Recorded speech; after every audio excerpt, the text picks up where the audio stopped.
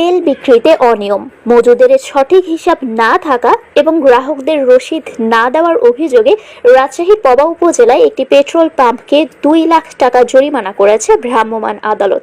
বৃহস্পতিবার বিকেলে পবা দারুসা কর্ণহারে মতিউর ফিলিং স্টেশনে অভিযান চালায় র্যাব ও বিজ্ঞ ম্যাজিস্ট্রেট ভ্রাম্যমাণ মোবাইল কোর্ট।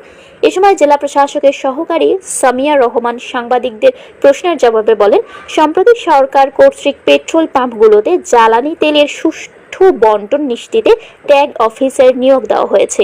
নিয়মিত মোবাইল কোর্ট পরিচালনার অংশ হিসেবে পবা উপজেলার দারুসাতে মতিউর ফিলিং স্টেশনে অভিযান পরিচালনা করা হয়। সেখানে মনিটরিং শুরু করার পর পাম্পটির কার্যক্রমে ব্যাপক বিশৃঙ্খলা ও বেশ কিছু গুরুতর অনিয়ম ধরা পড়ে।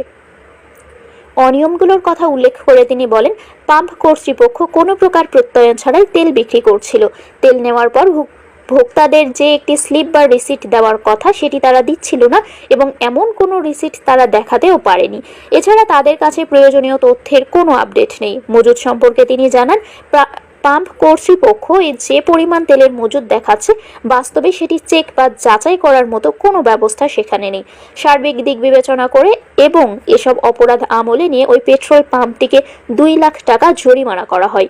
এ সময় প্রশাসনের নিয়মিত মনিটরিং অফিসার এবং র্যাব 5-এর সংশ্লিষ্ট ট্যাগ অফিসাররা উপস্থিত ছিলেন। আপনারা তো জানেন যে সরকার ইতিমধ্যে পেট্রোল পাম্পগুলোতে ট্যাগ অফিসার নিয়োগ করেছে এবং সেই সুবাদে আমরা ট্যাগ অফিসারদের কাছ থেকে প্রাপ্ত তথ্য মতে আমরা রেগুলার আমাদের মোবাইল কোর্ট করছি। সেই মোবাইল কোর্ট পরিচালনার একটা অংশ হিসেবে আজকে আমরা পবা উপজেলায় এসেছিলাম। পবা উপজেলায় এসে আমরা রেগুলার যে মনিটরিংটা সেটা করা শুরু করার পরে আমরা ওনাদের মধ্যে বেশ কিছু অনিয়ম পেয়েছি।